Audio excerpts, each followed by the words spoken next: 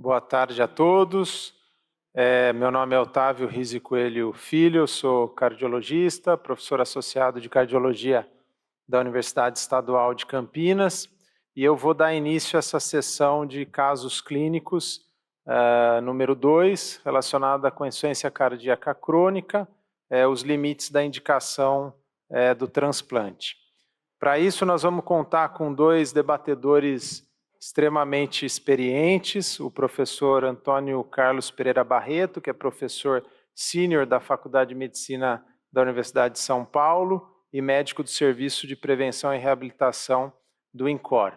Nós vamos também ter a oportunidade de ter o professor Múcio Tavares de Oliveira Júnior, que é diretor do Centro de Infusão do Hospital Dia do Instituto do Coração e também é professor livre docente da mesma instituição.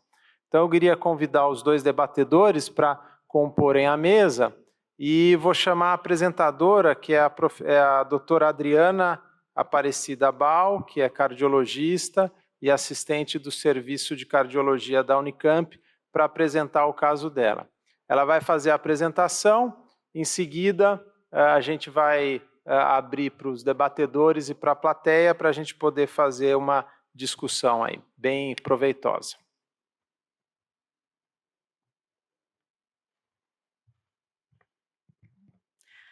Boa tarde a todos.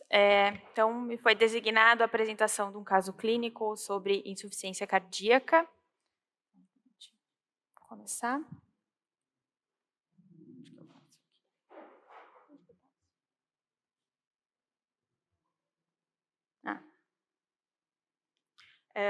Então, não tenho nenhum conflito de interesse para essa apresentação.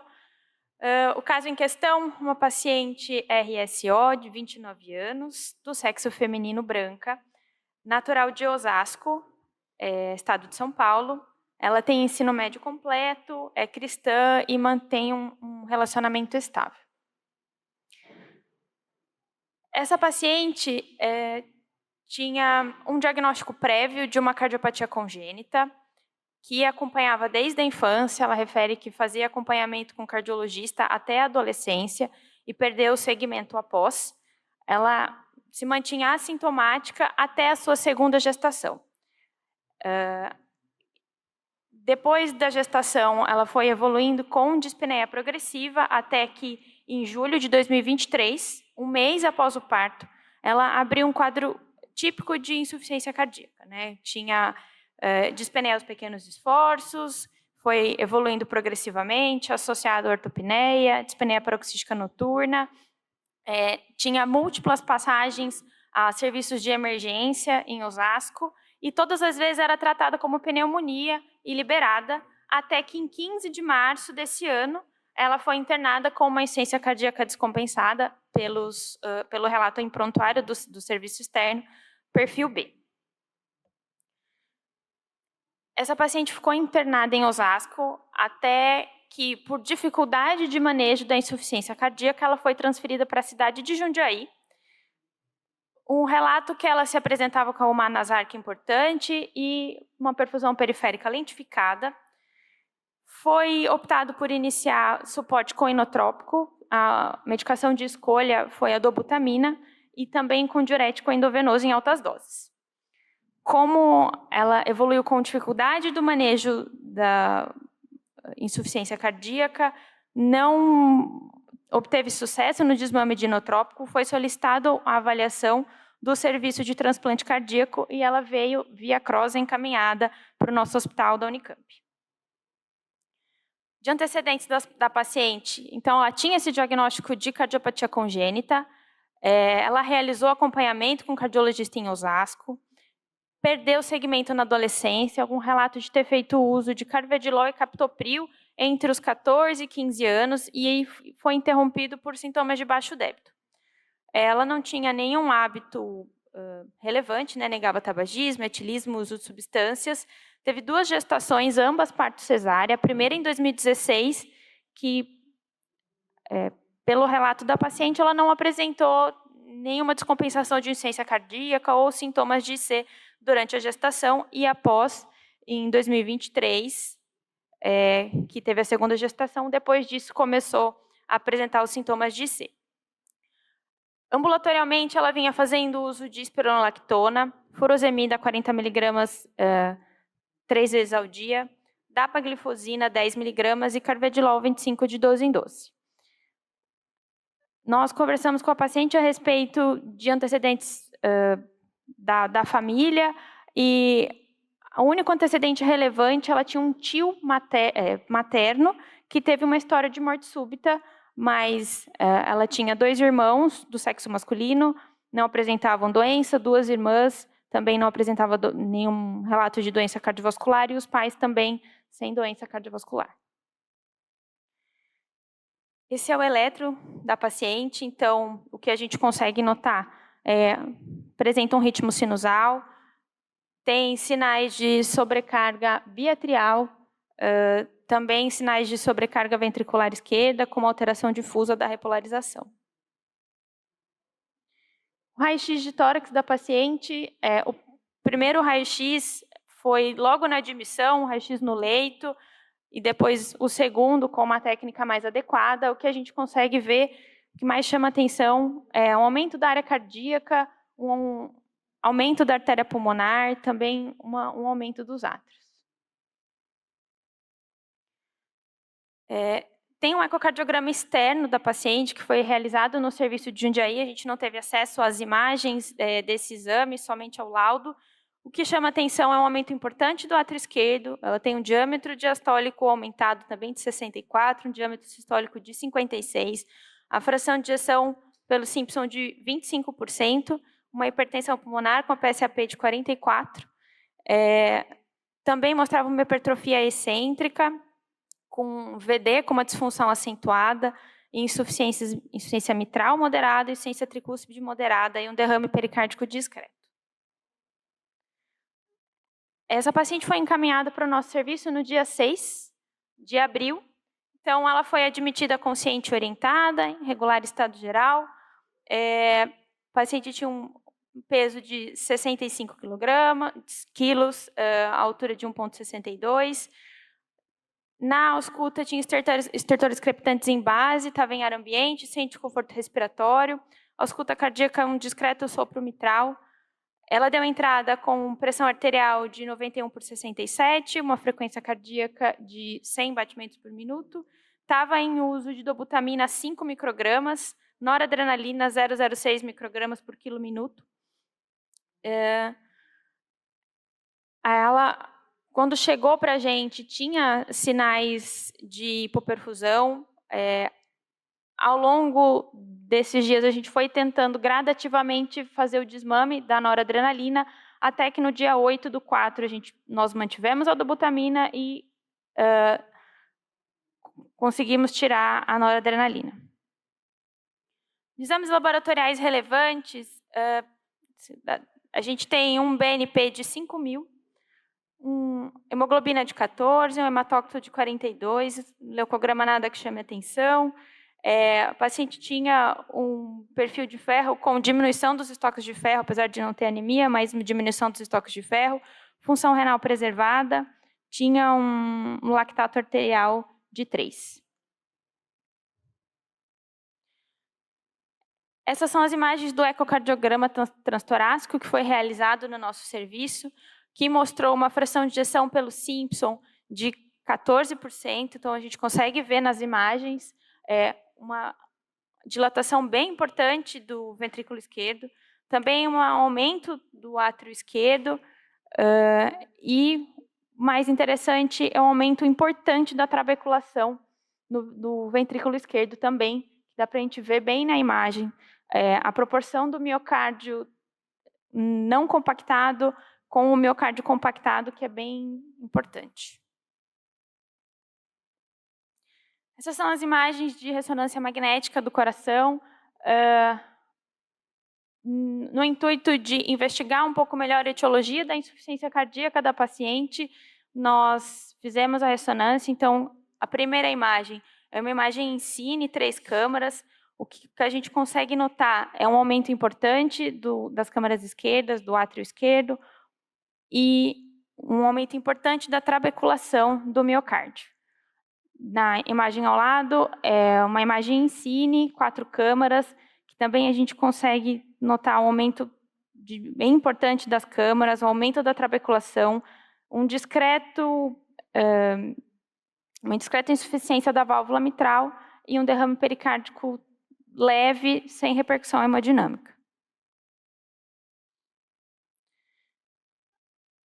A próxima imagem também é uma imagem em cine, eixos longos da ressonância, que mostra uma disfunção sistólica importante do ventrículo esquerdo, uma fração de ejeção de 20%, uma disfunção sistólica também importante do ventrículo direito, com fração de ejeção de 27%, e um aumento acentuado da trabeculação do ventrículo esquerdo, que preenche os critérios para miocárdio não compactado.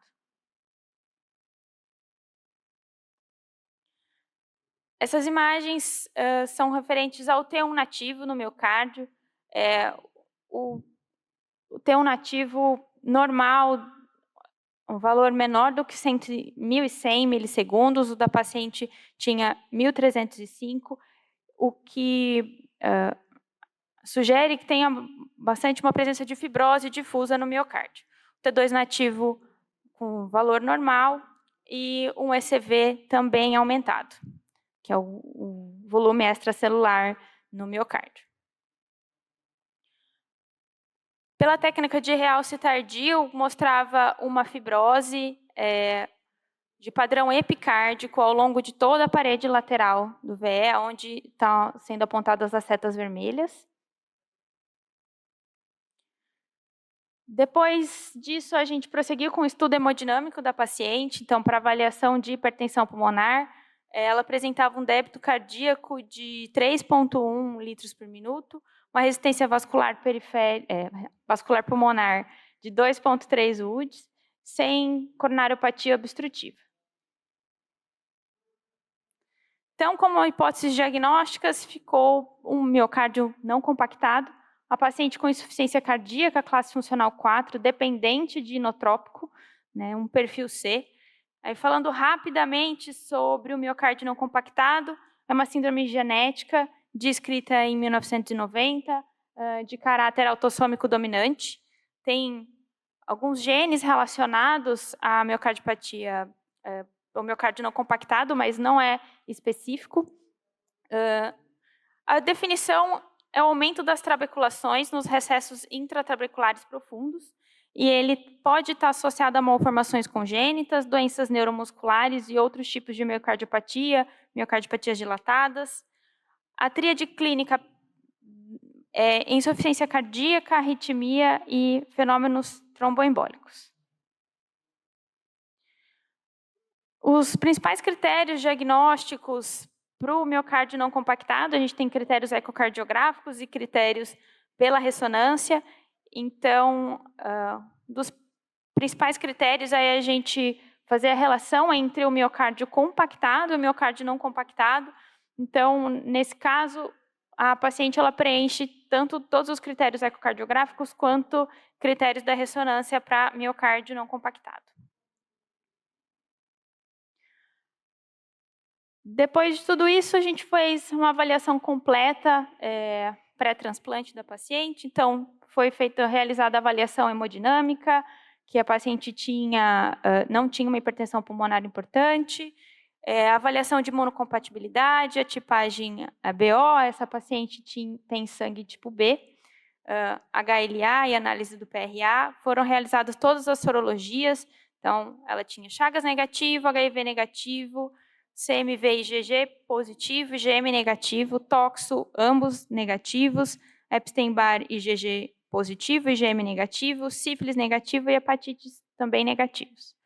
Foi realizada a avaliação multiprofissional, então ela foi avaliada pelo serviço social. Essa paciente ela residia com a família numa casa de alvenaria, morava ela, os pais e os irmãos, tinha suporte do companheiro também, acesso fácil a serviços de saúde, então estava apta aí a ser listada para o transplante nesse sentido. Foi realizada a avaliação odontológica também, o paciente tinha algumas infecções a cada dentária, foi realizado extração de alguns dentes, resolvido essa parte, e também a avaliação da vacinação, que também foi atualizado todo o calendário vacinal da paciente. Até que no dia 13/4, depois de toda a avaliação, nós consideramos que ela realmente estava apta e era necessário ser listada para transplante. Então, foi classificada como Intermax 3, estável, porém às custas de inotrópico.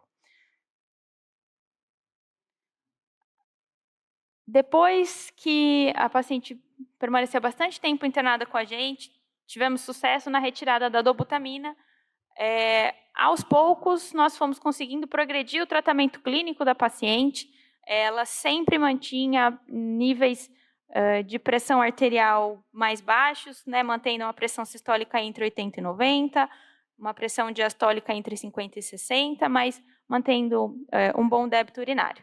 Então, aos poucos, conseguimos chegar na prescrição com uma boa tolerância da paciente de espironolactona, 25 mg uma vez ao dia, furosemida endovenosa 2 vezes ao dia, está atualmente com sacubitril valsartana 50 mg 2 vezes ao dia, empaglifosina 10 mg, está mantendo dobutamina 8 microgramas por quilo minuto, e também estamos realizando a reposição de ferro. Foi solicitado um painel genético da paciente, que a gente realizou no dia 13/5, mas ainda o resultado está pendente.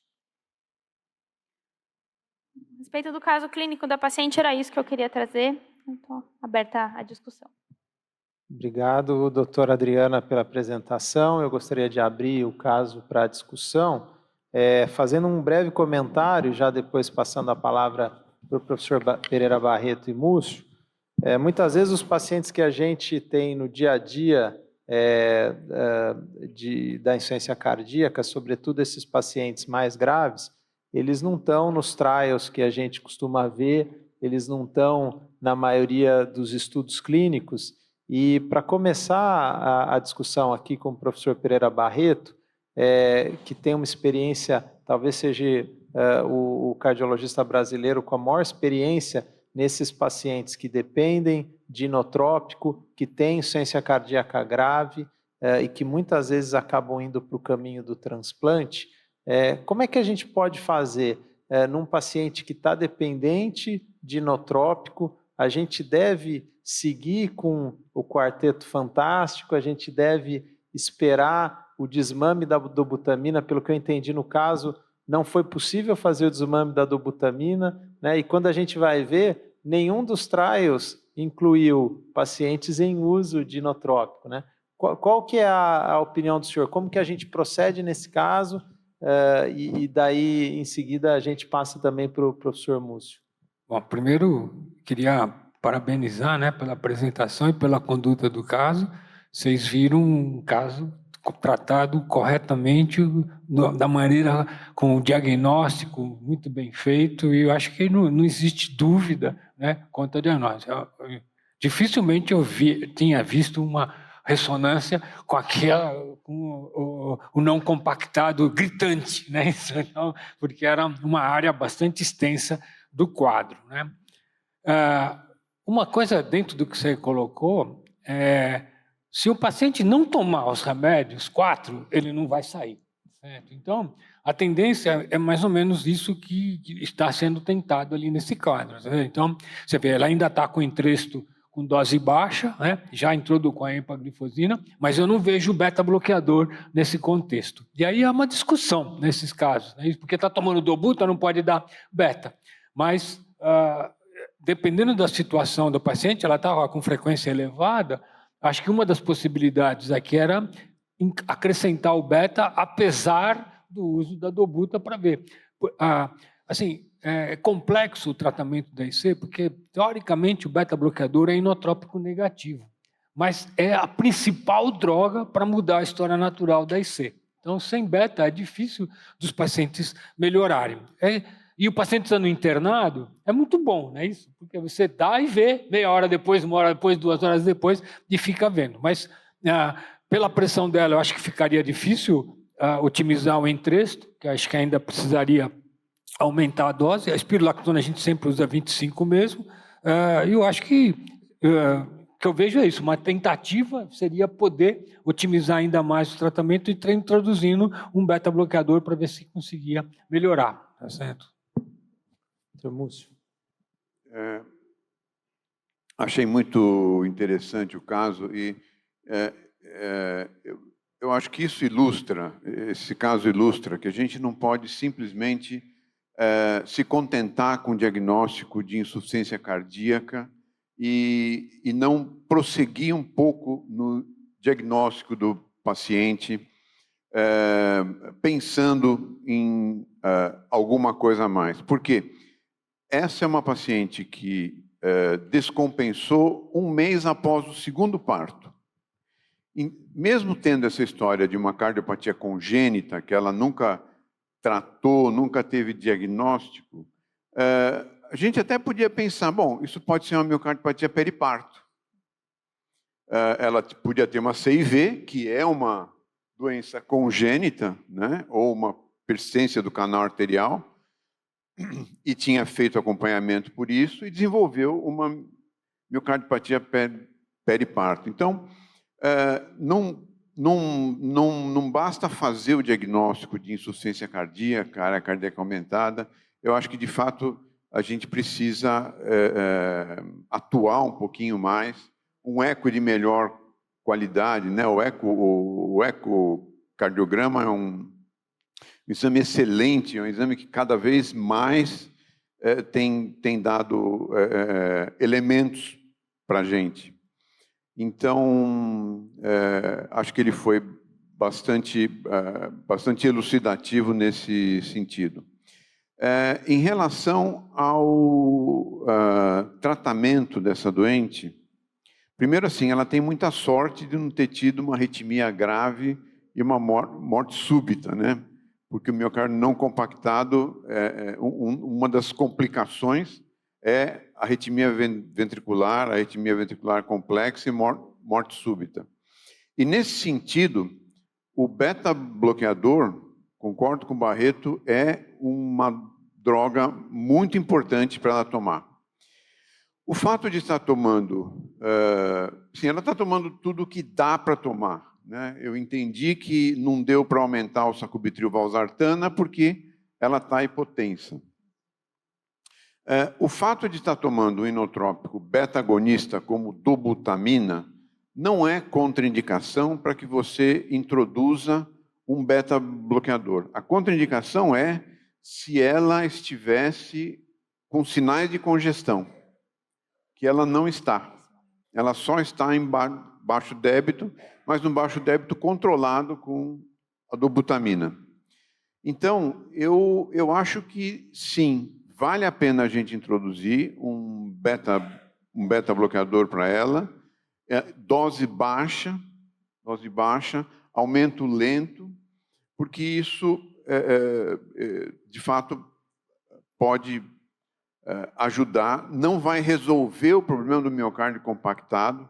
O miocárdio compactado é uma doença genética que geralmente cursa com uma insuficiência cardíaca refratária, e ela está em insuficiência cardíaca refratária, né? Eu não sei se eu me preocuparia em desmamar da dobutamina, porque ela sairia de prioridade de transplante. E aí,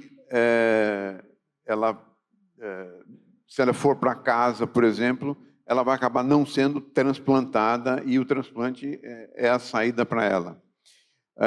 Mas, todas as vezes que um paciente, por exemplo, chegava no pronto-socorro tomando um beta-bloqueador, muitas vezes a gente mantinha a mesma dose do beta-bloqueador e introduzia dobutamina.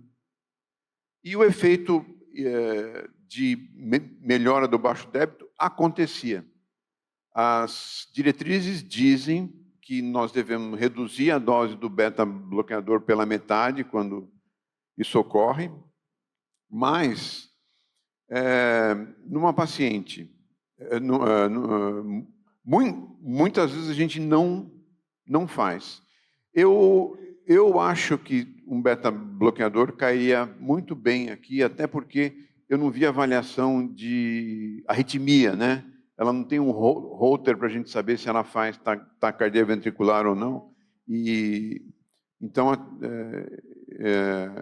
acho que vale a pena sim. E talvez não o carvedilol, né? Porque ele é mais hipotensor do que as outras drogas. Eu acho que eu optaria nesse caso por um succinado de metoprolol ou um bisoprolol. Perfeito. Eu só queria comentar, não sei se observaram, a paciente não tinha anemia, certo? E apareceu lá a reposição de ferro. E eu acho que isso é uma coisa que é bastante importante hoje, você fazer o perfil, e se o paciente teve deficiência de ferro, a deficiência de ferro está associada com hospitalizações e piora da IC no presente. Então, parabéns, né, por terem reposto o ferro numa paciente sem anemia, mas com deficiência de ferro. Só para esclarecer, eu queria perguntar para a doutora Adriana, foi tentado fazer o desmame da dobutamina? Acho que o professor Mussi comentou uma coisa importante. Como é uma paciente que tem uma doença já constituída no miocárdio, que provavelmente a gente não espera um efeito antirremodelamento das drogas, é claro, vamos tentar otimizar o máximo possível o tratamento, foi tentado o desmame com dobutamina, e só para esclarecer, foi uma opção do serviço de tirar o beta-bloqueador, porque ela estava utilizando o beta-bloqueador, e aí na descompensação se pensou em tirar o beta-bloqueador e introduzir a dobutamina? A ideia nossa era realmente não tirar a dobutamina, a gente não tentou o desmame, essa paciente ela chegou descompensada para a gente, com sinais de baixo débito, então a ideia foi listar para transplante e mantê-la internada e priorizada até o transplante. Nós associamos o Entresto recentemente, que nós conseguimos que ela tolerasse, também por isso que ainda está em dose baixa. Acredito que deve fazer 1 ou 2 semanas que nós associamos o Entresto. A ideia inicial foi tirar a noradrenalina, ela ficou com uma pressão razoável, nós começamos as drogas anti-remodelamento, iniciamos com losartana, primeiro para avaliar a tolerância, assim que chegamos com a dose de 50 de 12 em 12 de losartana, aí trocamos para Entresto.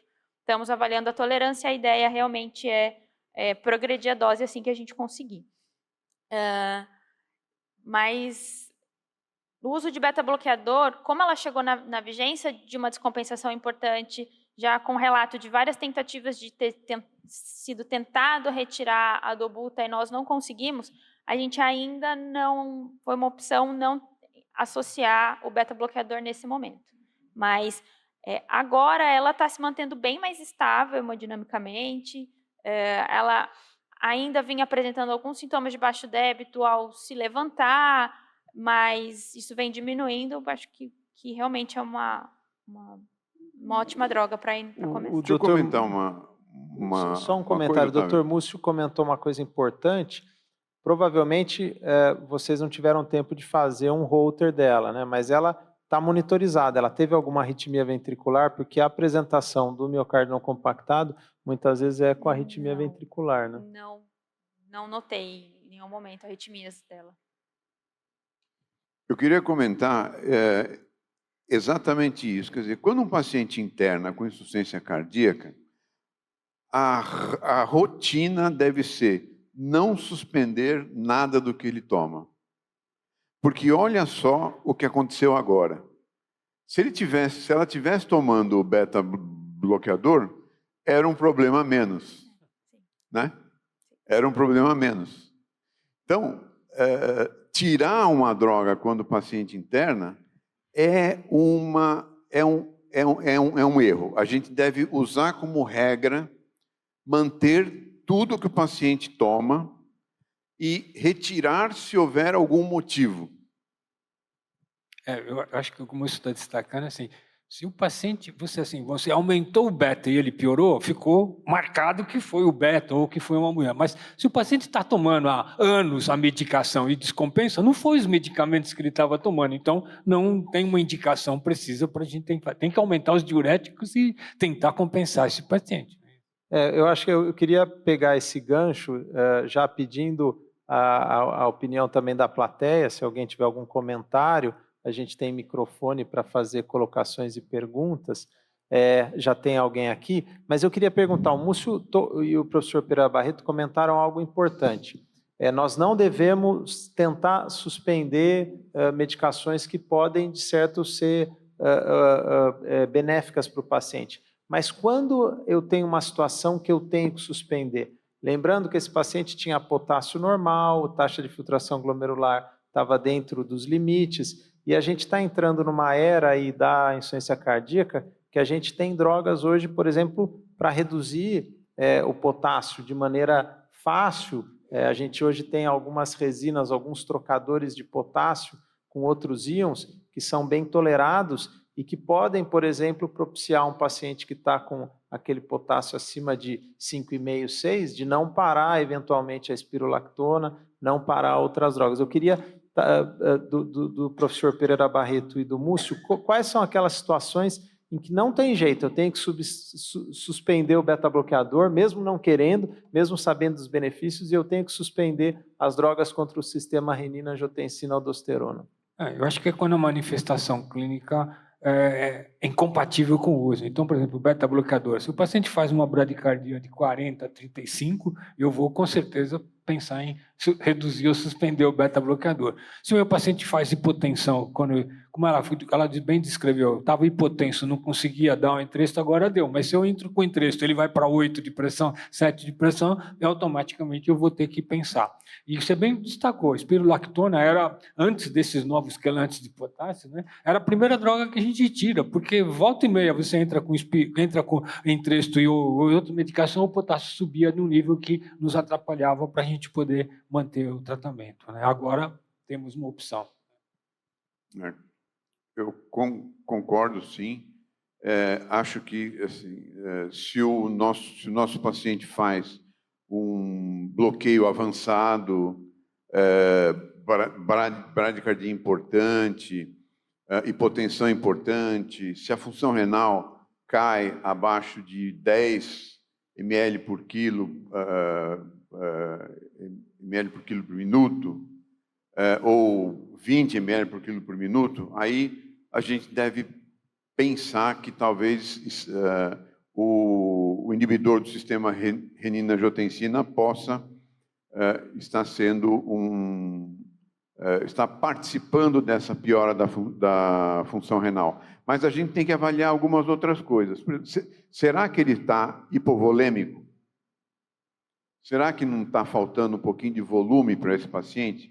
A piora da função renal não foi pelo IECA, ou pelo BRA, ou pela INRA?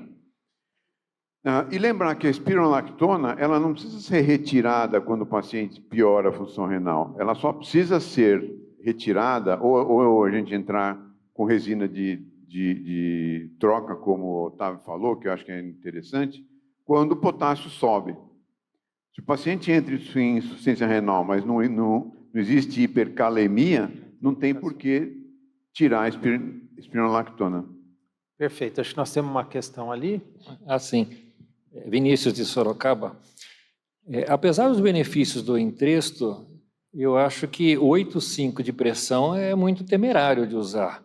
Então, uma possibilidade, no sentido de benefício para pós-carga, poderia ser, de repente, uma dose baixa de enalapril. Poderia começar com 2,5, 5 miligramas de 12 em 12.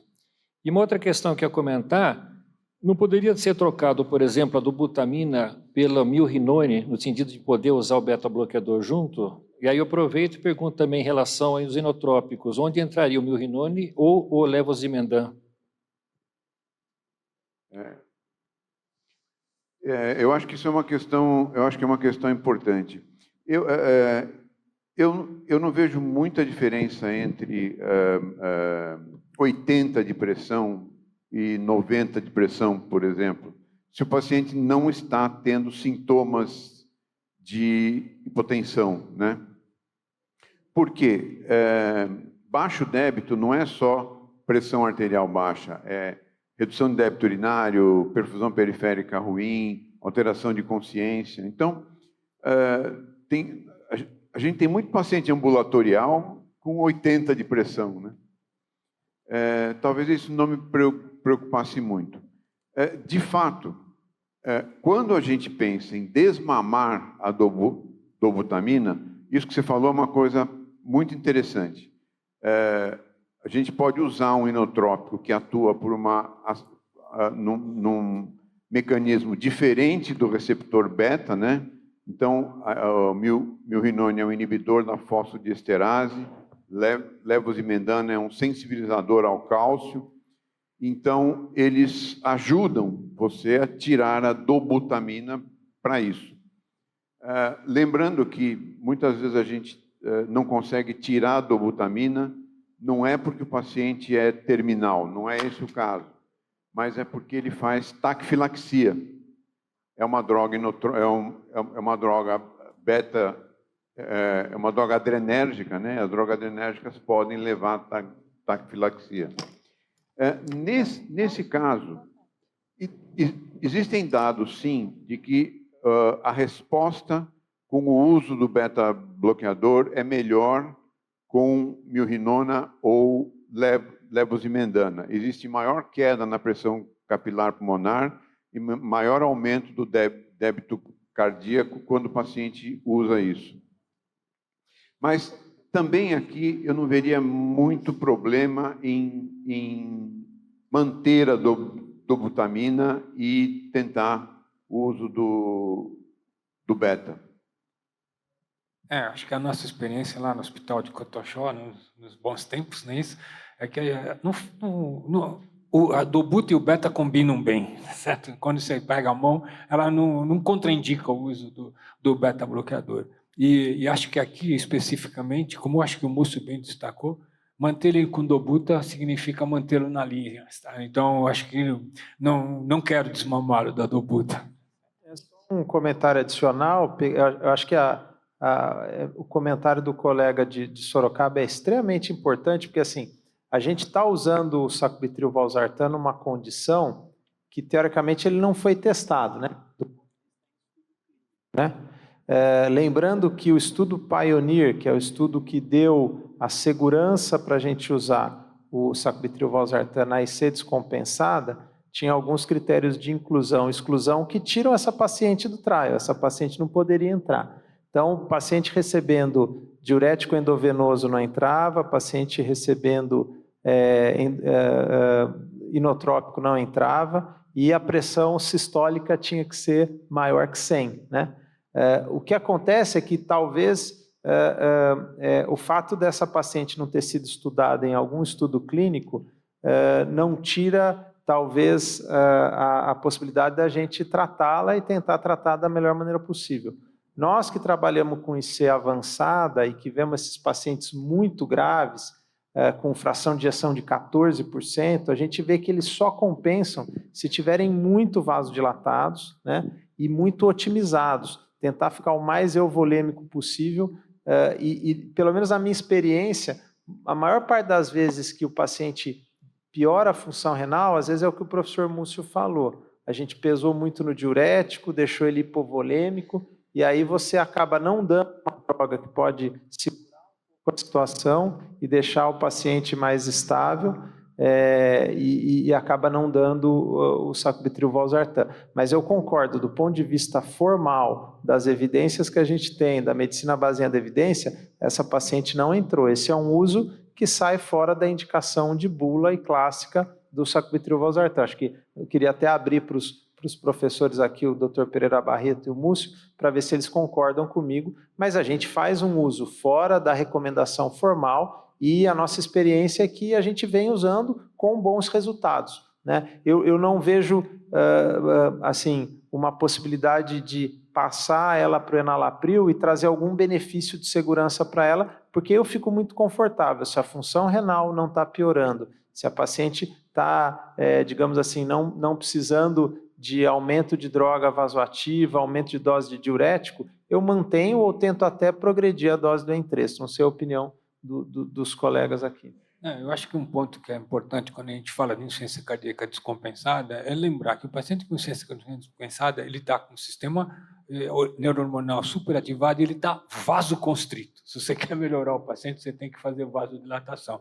E eu acho que aí entra aquilo que você colocou da sua experiência, né? Você tem usado e tem tido bons resultados, com certeza o Entresto é um vasodilatador mais potente do que o enalapril. Então, eu acho que vai da mão, vai da experiência.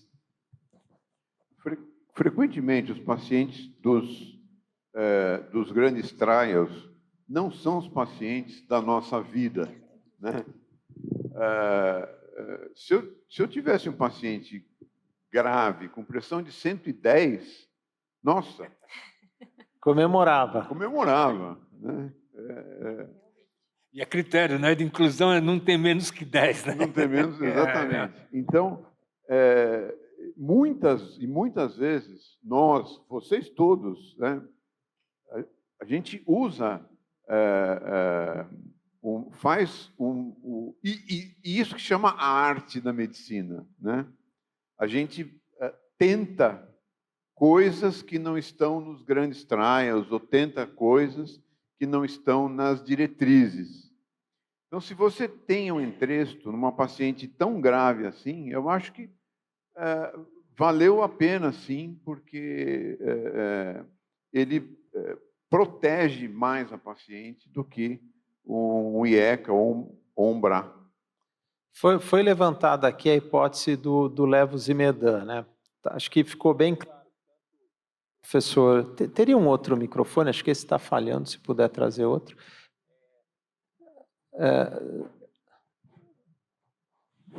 Acho que está. Posso? Obrigado. Acho que ficou claro aqui que tanto o professor Pereira Barreto como o Múcio colocaram que eles estariam confortáveis em manter a dobutamina, talvez introduzir beta-bloqueador, não carvedilol, dando preferência a mais cardioseletivos, que talvez diminuem menos a pressão arterial, talvez o bisoprolol e o metoprolol. Mas eu queria fazer uma pergunta aqui, porque talvez o levozimedan não seja tão utilizado pelos colegas, ou colegas têm menos experiência. Em que situação que a gente poderia preferir o levozimedan a, por exemplo, a dobutamina e o milrinone? Quais seriam o perfil de paciente que vocês indicariam mais esse inotrópico? Eu acho que o colega de Sorocaba até já falou. O paciente que usa beta-bloqueador tem um perfil melhor de resposta ao levozimedan e ao milrinone. Um aumento, se comparar quem não toma beta-bloqueador e quem toma beta-bloqueador, o milrinone e o levozimedan aumentam mais o débito cardíaco em quem toma beta-bloqueador e cai mais a pressão capilar em quem toma beta-bloqueador. O que é um limitante para o levozimedan e para a milrinona é a pressão sistólica. Ela tem que estar maior ou igual a 90. Por quê? Um atua nos canais de potássio e o outro atua na fosfodiesterase 3 periférica. Então, os dois são vasodilatadores ou inodilatadores. São nesse sentido que a dobutamina é muito mais usada, porque a gente começa com doses mais baixas, pode aumentar a dose. A dose do levozimedan é uma dose mais fixa, quando a gente começa com 0,1. Se a gente tem medo que o paciente faça hipotensão, começa com 0,05 microgramas por quilo por minuto, depois aumenta para 0,1, e não precisa chegar em 0,2. A vantagem do levozimedan é que ele tem um metabólito, que é o OR36, não, OR1836, alguma coisa assim, que atua por 5 a 7 dias. Então, mesmo depois de terminada a infusão da droga, existe um efeito inotrópico residual. Então, é interessante que, algum tempo atrás, a gente fez uma análise farmacoeconômica do levosimendan versus dobutamina. E o que a gente viu é que o gasto do paciente com internação com levosimendan e dobutamina foi o mesmo, mas a necessidade de UTI no paciente com levosimendan foi menor do que no paciente que tomou dobutamina. Acho que o único comentário é mais assim, acho que o importante do levo é muitas vezes para desmame e para implementar outras drogas por causa desse efeito prolongado que a droga tem. Então eu posso desligar a dobuta, posso desligar o levosimendan e otimizar o tratamento, a dose do beta, trazendo vasodilatador, porque o paciente tem um efeito inotrópico mais persistente pelo efeito da droga. Mas, especificamente nesse paciente aqui, acho que no momento não era indicado, porque a gente não está querendo desmamá-lo, tá certo? Queria perguntar se alguém da plateia tem algum comentário, temos alguém ali? Karen, de Belo Horizonte. Eu não vi o início do caso, então não sei se ele tem fibrilação atrial. Mas, se não for, com essa pressão, como não dá para iniciar o beta-bloqueador e ivabradina, se for ritmo sinusal, teria indicação? Eu acho que ficou um pouco difícil da gente entender aqui Esse paciente, é porque eu não vi o início do caso.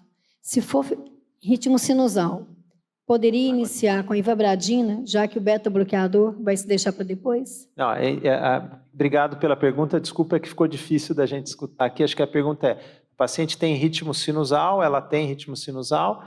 Caso o beta-bloqueador não seja tolerado por questões hemodinâmicas, teria indicação ou algum benefício da gente usar a ivabradina? Acho que a ivabradina é muito importante para que a gente compense o paciente para ajudar, né? Porque a frequência cardíaca está levando esse paciente à descompensação. Especificamente nesse caso, nesse momento, a frequência cardíaca não está sendo um determinante, né? Ela só está sendo um indicador de que talvez se eu bloquear com beta-bloqueador eu agrego uma vantagem para ela. Mas assim, para a ivabradina, acho que na fase descompensada, acho que ela não está indicada, não. Eu também acho que não há resposta para essa sua pergunta, mas concordo com o Barreto, porque a ivabradina a gente pensa nela a longo prazo, né?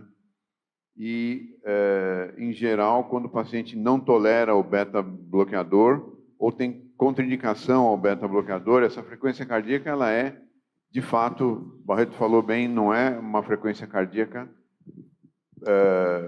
porque não se conseguiu reduzir a frequência cardíaca, mas sim por conta do baixo débito, né? Só lembrando, antes de passar a palavra, só lembrando que o estudo SHIFT fez isso que o Dr. Musti falou. Ele pegou pacientes em dose máxima de beta-bloqueador, que mantinham frequência cardíaca acima de 75 e randomizou para receber ivabradina e placebo e mostrou benefício. Então aqui eu acho que talvez a gente estaria extrapolando o raciocínio, porque ela não está beta-bloqueador, então eu acho que fica o raciocínio, talvez essa frequência cardíaca alta seja um indicativo de um tônus simpático aumentado e talvez a gente possa dar beta-bloqueador para ela, para tentar dar algum benefício. Acho que nós temos algumas perguntas aqui, acho que lá atrás e aqui na frente, eu não sei qual dos dois é primeiro. Acho que lá atrás, vamos lá. Eu sou da Bolívia, falo muito mal bovino português. É uma consulta. Esta paciente deveria estar anticoagulada para os senhores?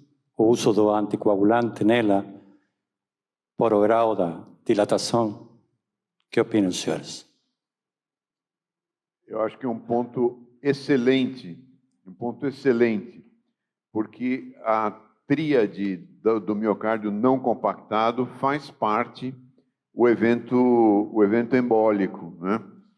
Então, sem dúvida nenhuma, é uma paciente que tem indicação de estar anticoagulada.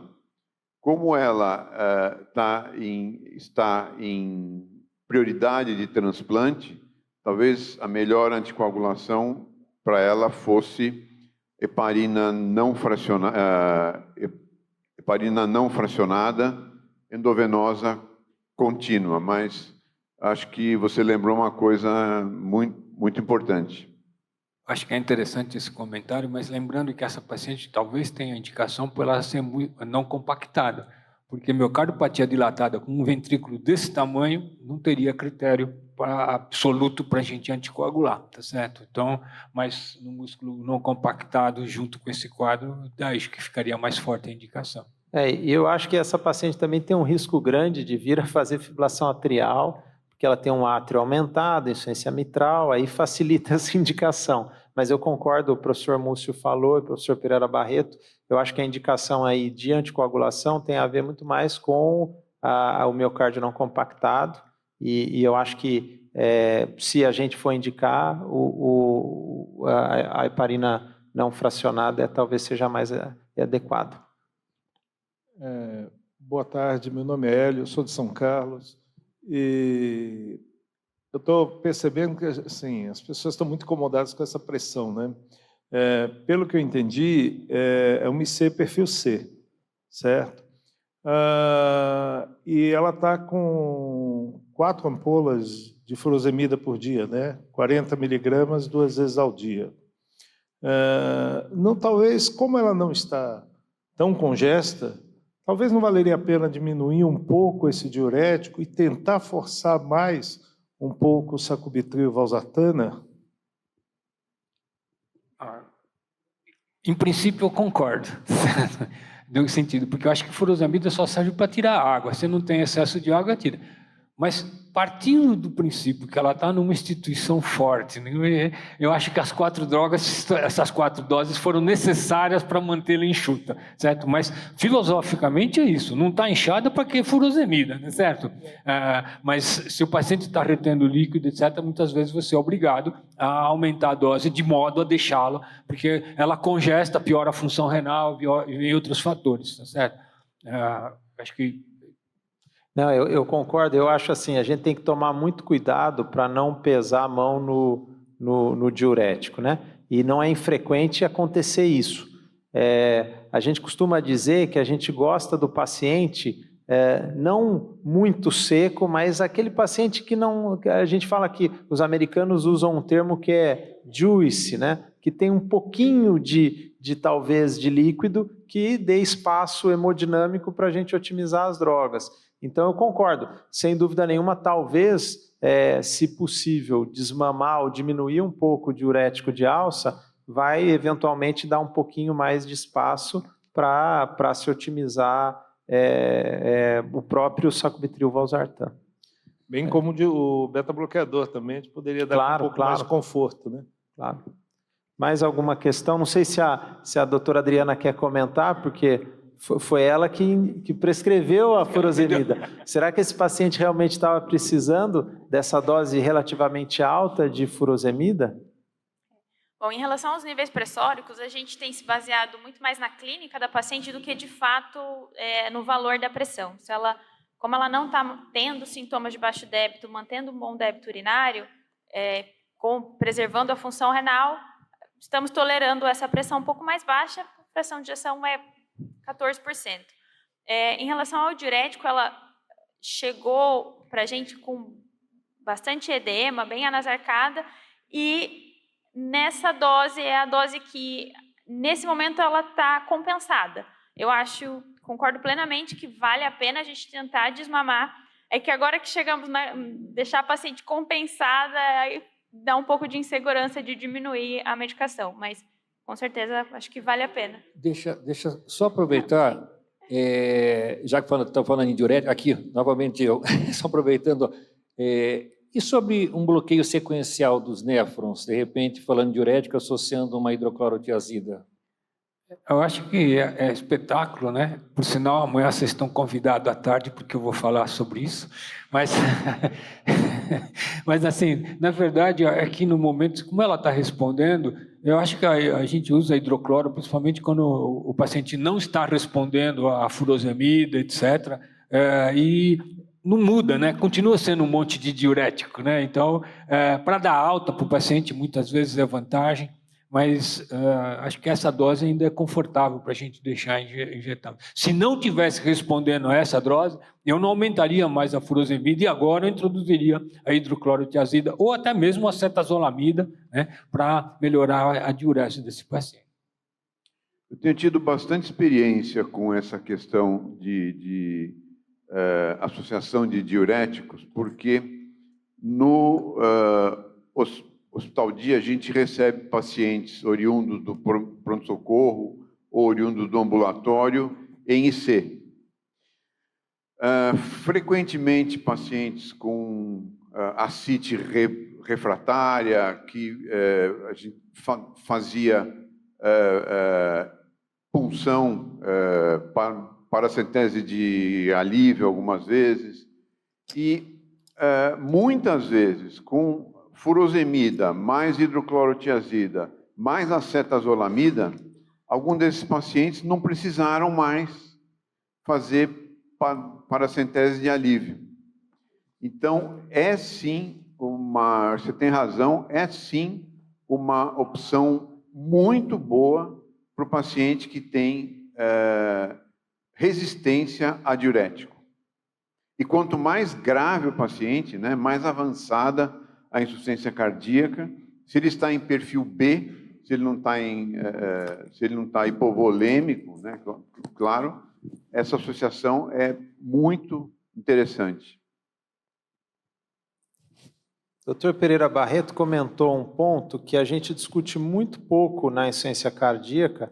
É claro que em centros que vem muito paciente que são especializados em IC, isso acaba sendo uma discussão, que é a questão da reposição de ferro, né?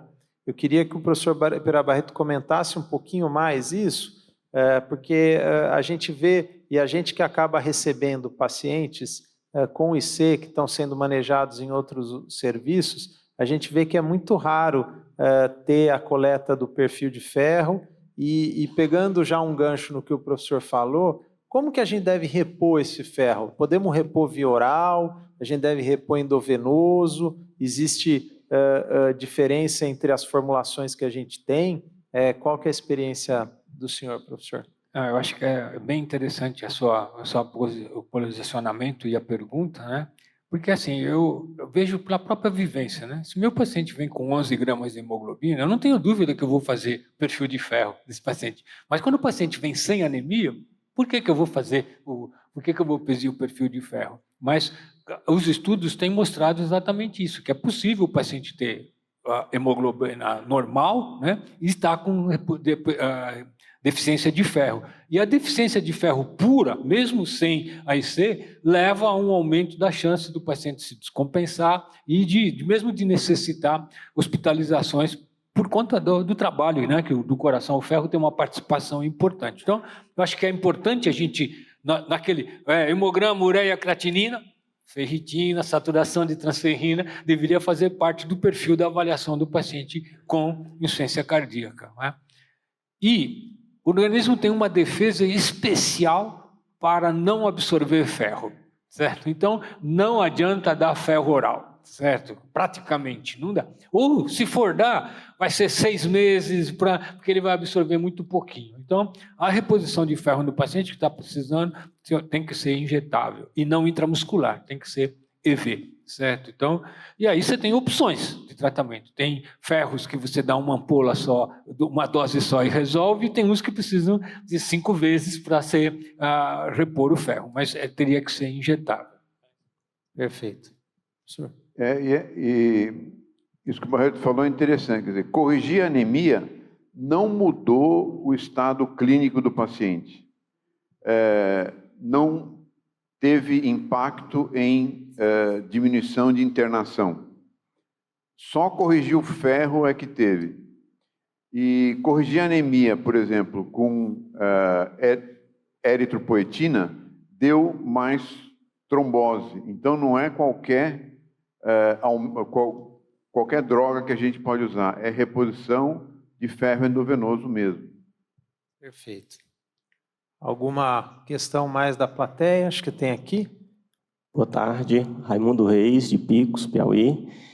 Com relação ao protocolo da instituição, eu quero que vocês falem a experiência do fluxo da indicação do transplante e em que momento está indicada a avaliação da hemodinâmica pulmonar através de cateterismo direito.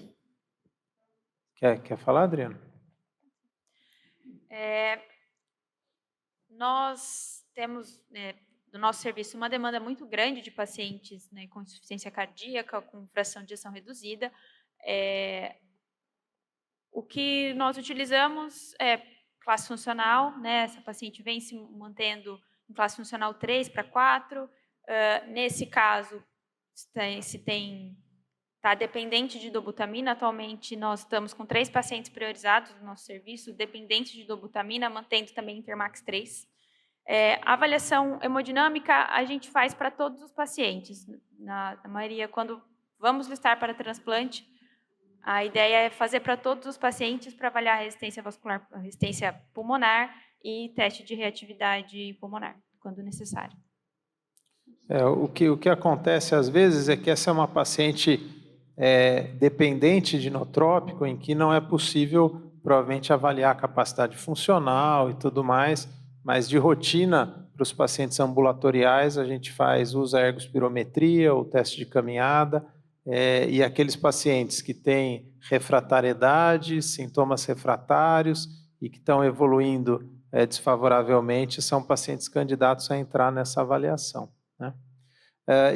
O professor Múcio comentou algo muito interessante no começo da discussão, que a gente está numa mudança de mindset, de paradigma na insuficiência cardíaca. Até muito pouco tempo atrás, a gente dizia que era doença isquêmica e não isquêmica, doença isquêmica, se tivesse viabilidade, revascularizava, e doença não isquêmica, talvez indicava aí o quarteto fantástico e esperava ver o resultado. Mas a gente está vendo uma mudança. A Sociedade Europeia de Cardiologia, na última edição do congresso deles, lançou a primeira diretriz dedicada para miocardiopatias, né? Então, uma diretriz especificamente dedicada. E talvez a mensagem principal seja o que o Dr. Múcio falou. Temos que ir a fundo no diagnóstico, temos que ir a fundo na história clínica. Eu acho que muito de vocês não costuma fazer hedograma dos pacientes com insuficiência cardíaca de causa não definida, mas provavelmente a gente tem que fazer isso para ver se existe algum padrão de herança. Às vezes a gente pode pegar doenças hereditárias que ficam escondidas na história clínica e ir a fundo no diagnóstico. E aí eu queria perguntar para o Dr. Múcio, na prática dele, que tem uma experiência muito grande com esse tipo de paciente, qual o exame de imagem que ele mais utiliza, porque no Instituto do Coração, onde o professor Múcio trabalha, ele tem a oportunidade de usar eco, ressonância, medicina nuclear, e ele tem talvez expertise e bons resultados em todos eles, né? Qual que é a experiência dele nisso?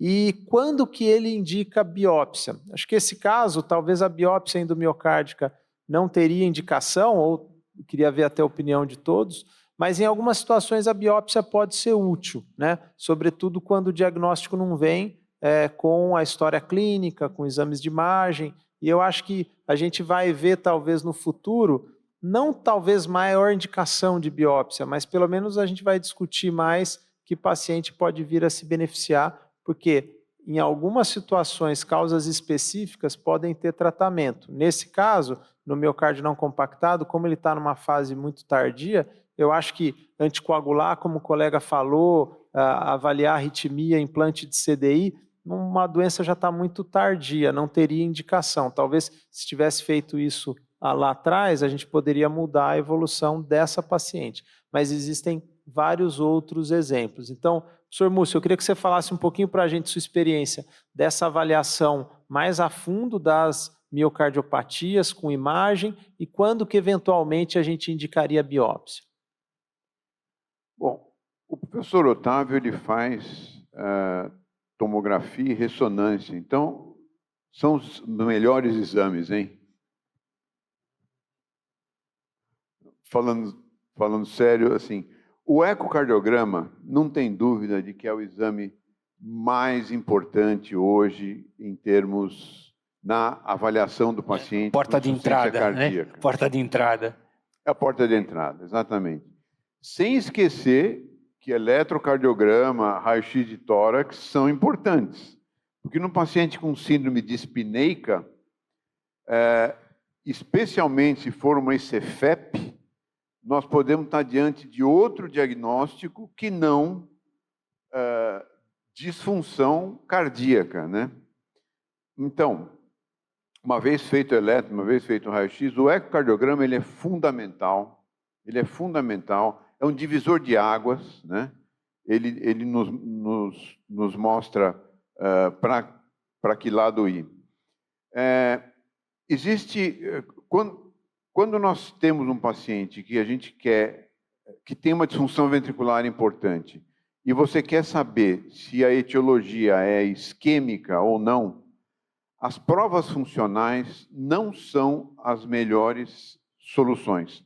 Todos os especialistas concordam que as provas anatômicas, como uma angiotomografia ou mesmo a ressonância, se você estiver procurando fibrose, são exames melhores. Claro, pensando naquelas situações em que a angiotomografia tem uma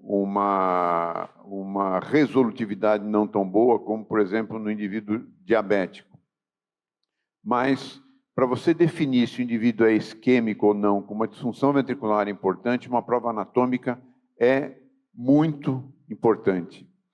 Além disso, se o paciente tem uma insuficiência cardíaca de curta duração, ou não está evoluindo adequadamente, não respondendo adequadamente às drogas, fazer uma ressonância magnética em busca da presença de miocardite é importante, especialmente se o paciente tem uma deterioração grave da insuficiência cardíaca, e a gente pode estar frente a uma miocardite eosinofílica ou uma miocardite de células gigantes, e que aí o tratamento demonstrou benefício, sim.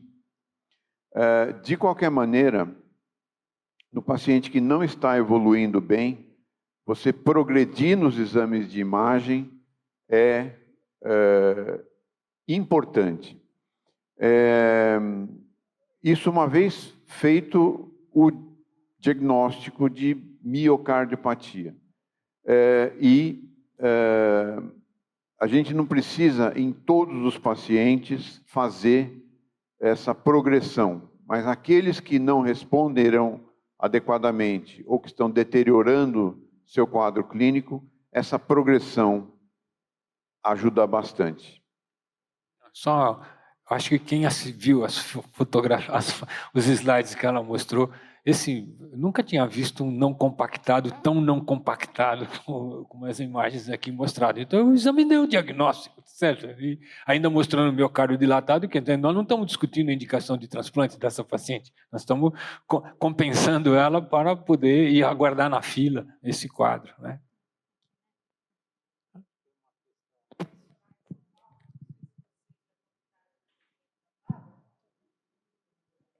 Qual o papel? Tem algum papel digital nessa paciente? O digital entra em algum momento ou nenhum momento já? Olha, se tivesse fibrilação atrial, eu não tenho a dúvida que ele seria de utilidade. No ritmo sinusal, com essa paciente, na situação que ela está, eu não vejo assim que ele vai trazer um benefício muito grande, não. Também não. Como o inotrópico, ele é fraco, e concordo com o Barreto, se fosse uma fibrilação atrial e a frequência cardíaca fosse um limitante, né? Tivesse uma frequência cardíaca muito elevada. Porque no ritmo sinusal a digoxina não é uma das bradicardizantes, então aqui se for mesmo é melhor o beta mesmo. Queria fazer uma pergunta para os professores aqui, os debatedores, a respeito do vericiguar.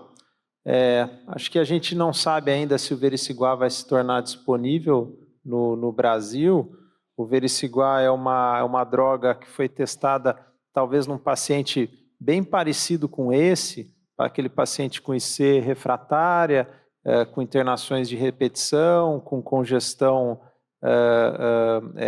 refratária.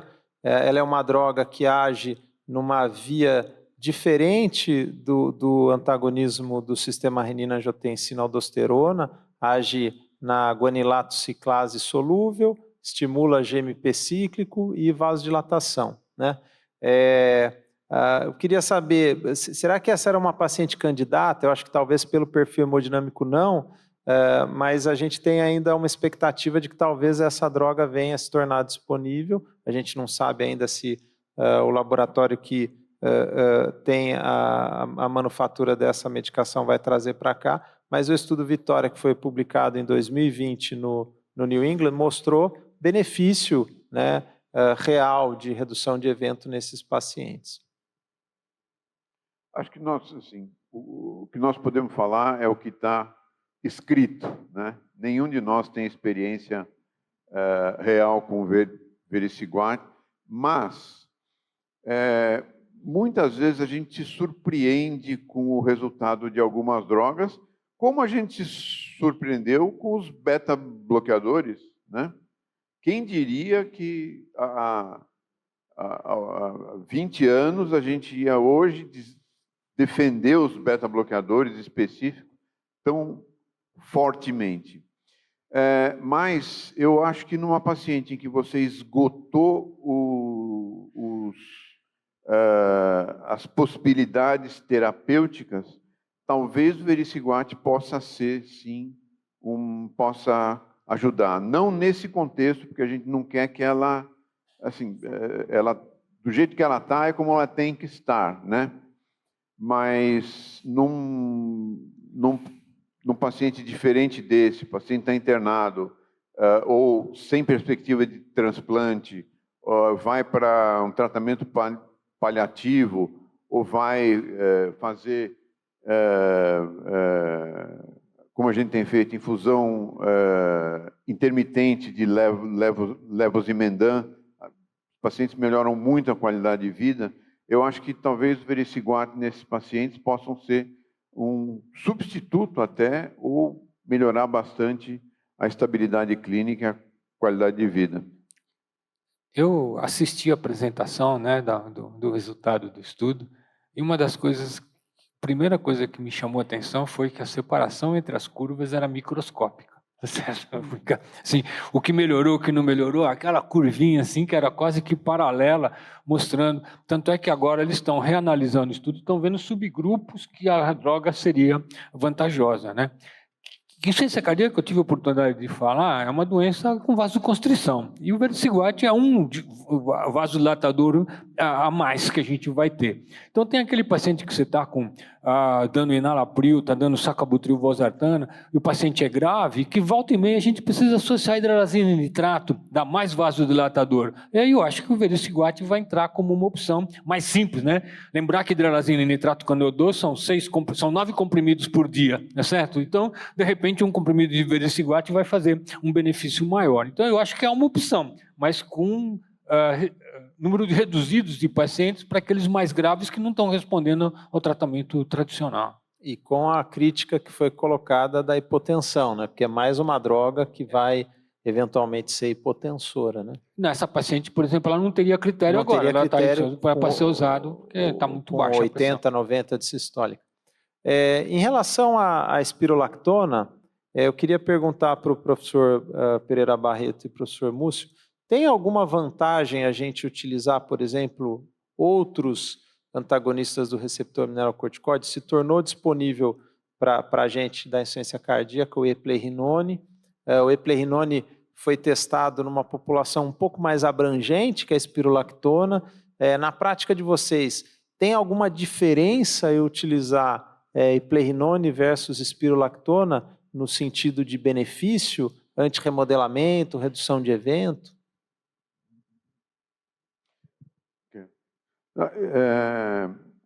Acho que é uma questão bem importante essa, porque agora está disponível, né? Nós temos no Brasil.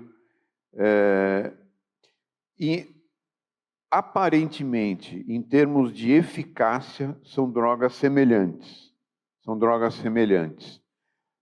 O eplerenone tem a vantagem de ter menos efeito estrogênico do que a espironolactona. Então, ele dá menos ginecomastia dolorosa, ele dá menos hiperpotassemia e ele tem um efeito que nós acabamos não avaliando muito, que é libido do paciente. A espironolactona é uma droga que diminui libido, leva à disfunção sexual masculina e feminina. Então, e o eplerenone, por ter menor efeito nesses hormônios, pode levar a uma menor ocorrência desse tipo de efeito. Nós ainda não sabemos sobre finerinona. Finerinona não foi testada na insuficiência cardíaca ainda, ela foi testada em pacientes com doença renal crônica, né? E mostrou um benefício considerável. Então, tem estudos em andamento com finerinona, a gente tem que aguardar um pouco para pensar nesse outro. Ele tem menos efeitos estrogênicos ainda do que e até um pouquinho menos de hiperpotassemia, né? Até menos hiperpotassemia do que o próprio eplerenone. Acho que o Múcio colocou os aspectos principais. Então, assim, o que eu faço hoje, né? Eu tive alguns pacientes que estavam reclamando de ginecomastia, homens, eu troquei pelo eplerenone, e hoje o paciente jovem que chega já não começa com espironolactona, já entra com a finerinone. E conversando com o pessoal da pediatria, lá do INCOR, também não tem motivo da gente, na criança, trazer os problemas hormonais que a espironolactona traz. Então, nas crianças, talvez a eplerenone seja a droga de escolha para que a gente possa tratar a AIC infantil. Tá. Que é usado no INCOR, a dose inicial é de 25 miligramas, a dose alvo é de 50.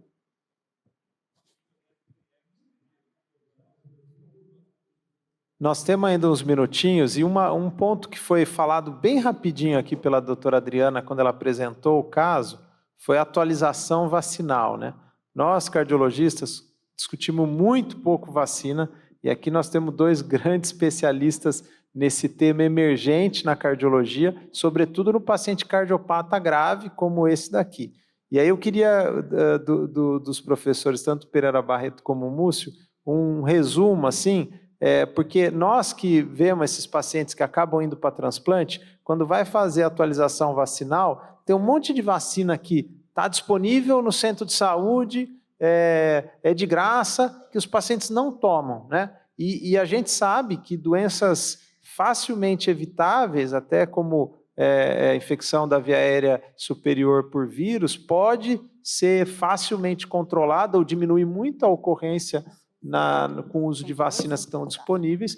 E, por exemplo, uma infecção da via aérea superior numa paciente dessa ambulatorial poderia se tornar uma tragédia, né? Então, eu queria... O que tem de novidade nisso? Qual que é a conduta que a gente deve ter do ponto de vista de usar as vacinas para melhorar desfecho no nosso paciente com insuficiência cardíaca? Eu acho que a vacina de influenza já ficou mais ou menos instituída. Eu acho que a maioria de nós acaba pensando nela. Mas acho que tem os dados agora com o vírus sincicial, né? Que antigamente não tinha vacina para isso, mas quando a gente pensa que é gripe, né? 50% das gripes não são por influenza. Então, a nossa vacina de gripe não vai proteger contra o vírus sincicial. Então, talvez a gente devesse ampliar o nosso critério de vacina, não fazer só para a influenza, mas também para o vírus sincicial. E não esquecer as outras doenças. Herpes zoster é uma das doenças que também desencadeia insuficiência cardíaca. Então, acho que a gente tem que ampliar nosso regime vacinal, né, colocando influenza, vírus sincicial, herpes zoster, para que a gente previna, principalmente nesses pacientes de risco para insuficiência cardíaca e para transplante. Concordo. Eu acho que a vacina tem que fazer parte da nossa consulta hoje em dia, porque vacinar o paciente para gripe é onde existe maior conhecimento hoje. Ela reduz morte cardiovascular e morte por todas as causas no paciente com insuficiência cardíaca. Tem uma corte dinamarquesa que os pacientes vacinados durante 7 estações, os que receberam mais de 3 vacinas, tiveram uma redução de morte cardiovascular e morte por qualquer causa de 28%, que é igual a dar IECA para o paciente.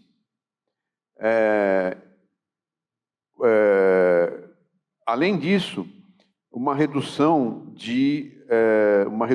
significativa de ocorrência de eventos aterotrombóticos, de instabilização da placa. A gente sabe hoje que a inflamação está cada vez mais relacionada à instabilização da placa e vacinar contra a gripe reduz em 40% o risco de infarto, reduz em 18% o risco de AVC em paciente hipertenso. E os que foram vacinados pós-infarto tiveram uma redução de 41% de morte por todas as causas e morte cardiovascular. Então, a vacina da gripe não tem a menor dúvida.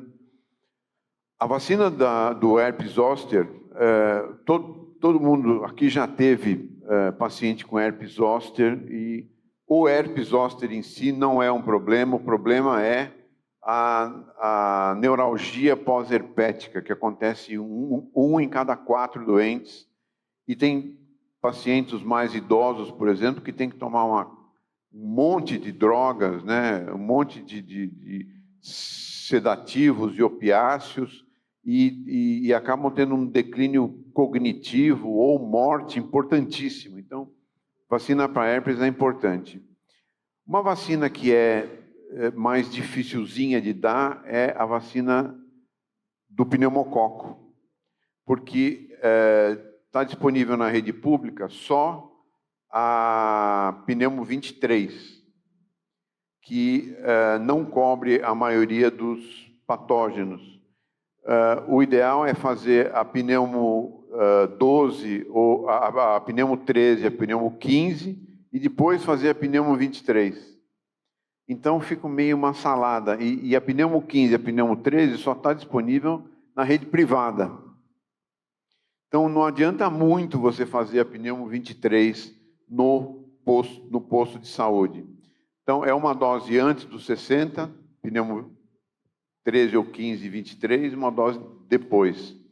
Mas tem que fazer parte do nosso receituário também. Vocês imaginam que um paciente de vocês, que vocês avaliam isso, ele não vai pensar, puxa, meu médico é melhor que os outros, hein? Ele está vendo vacina. Acho que a gente deve sim fazer parte, isso deve fazer parte da nossa consulta. Obrigado, professor Múcio. Eu queria perguntar se tem mais algum comentário da plateia, alguém tem mais alguma pergunta? A gente está chegando aí nos últimos minutos dessa discussão. Eu acho que a gente teve a oportunidade de discutir um caso bem interessante, ilustrativo, que mostra algumas coisas e algumas tendências atuais aí que a gente tem feito no manejo do paciente com insuficiência cardíaca. Gostaria aqui de passar a palavra para considerações finais do professor Pereira Barreto e do professor Múcio, para a gente, em seguida, encerrar a sessão. Eu acho que sim, parabéns, né, pela apresentação de seleção do quadro, e eu acho que a mensagem boa é que num bom centro, com um bom médico, o paciente é bem tratado, né? Isso, a gente não pode esquecer dos 4 fantásticos e tentar chegar a isso em todos os pacientes, porque poderia, sei lá, eu achei estranho, né, o fato dela ter tido o diagnóstico congênito, ficar sem tratamento por um período relativamente longo e depois descompensar, tá certo? Se ela tivesse mantido o tratamento, possivelmente não teria descompensado, teria pelo menos uma chance maior. Então, acho que o importante é realmente tratar, e você tem que tratar direitinho, tem que usar a medicação correta, tentar chegar nas doses que são eficazes, e acho que a gente pode mudar a história natural. Perfeito. Acho que o Barreto falou tudo sobre terapêutica, eu não vou repetir isso, mas vou falar então sobre diagnóstico, né? A gente não deve se contentar apenas com o diagnóstico que vem, né? Lógico, essa era sim uma doença congênita. Isso é verdade. Mas duvido que tenha sido feito o diagnóstico antes e não tenham dito para ela o que era. Então, um paciente que ou não está evoluindo bem, ou que tem uma insuficiência cardíaca de início recente, esse é um paciente que merece uma investigação mais a fundo, porque exatamente se a gente consegue um diagnóstico, a gente consegue tratar melhor o doente. E consegue, por exemplo, discernir o que é um paciente com insuficiência cardíaca com fração de ejeção preservada e fração de ejeção reduzida, porque eu estou cansado de receber paciente com fração de ejeção preservada, tomando IECA, ou BRA, ou INRA, beta-bloqueador, espironolactona e um ISGLT2. Então, parece que insuficiência cardíaca virou os 4 fantásticos, e não é bem assim. Tem muita insuficiência cardíaca com fração de ejeção preservada por aí. Essas são de diagnóstico difícil também, a gente acaba excluindo outras causas, mas tem que lembrar disso tudo e lembrar de investigar. Obrigado, professor Múcio, obrigado, professor Pereira Barreto. Só queria finalizar pegando aí o gancho do que o professor Múcio falou, que realmente a gente hoje precisa ir a fundo nesse diagnóstico. Nessa diretriz europeia, né, que foi publicada agora na última edição do Congresso, fica claro que esses casos que não têm diagnóstico, provavelmente devem fazer imagem avançada. A diretriz coloca, puxando aí a sardinha, a gente trabalha com insuficiência cardíaca, mas também com ressonância. Provavelmente todo paciente com miocardiopatia deve fazer uma ressonância. É claro que se tem disponível. Se a gente está num serviço que tem ecocardiograma só, medicina nuclear, eu não está querendo dizer que isso vai inviabilizar o tratamento, mas estando disponível, a ressonância deve ser realizada, assim como a avaliação clínica minuciosa, avaliação do que o professor Múcio falou dos mimickers, né, aquelas condições que mimetizam doenças que estão escondidas, como sarcoidose, amiloidose, próprio miocárdio não compactado e assim por diante, porque essas doenças podem ter tratamento específico. Então essa é uma mensagem que o caso traz, além da questão aí do manejo da IC avançada, é de ir a fundo no diagnóstico, né, para a gente não parar naquela causa não isquêmica e não deixar de investigar o paciente. Então, com isso, eu encerro aqui a sessão, agradeço muito a presença de todos, agradeço a doutora Adriana pela apresentação do caso e muito obrigado pela atenção.